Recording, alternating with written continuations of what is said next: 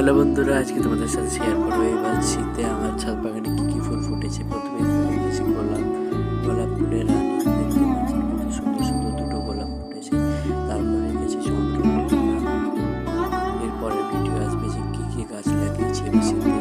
এখানে আছে চন্দ্রমল্লিকার মেলা কয়টা ভ্যারাইটি, এখানে পিটুনিয়া রেখেছি, তারপর ডায়ান্থাস, এভিয়েন ডেকোরা রয়েছে, এখানে অ্যাস্টার ফুল, এখানে ভারবেনা,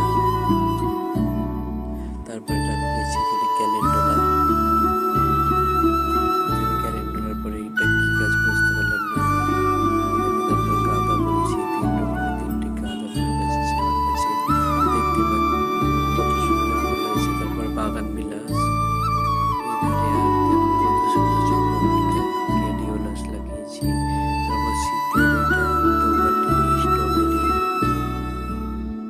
তারপর চেরি গোল্ড রেখেছি। বাই।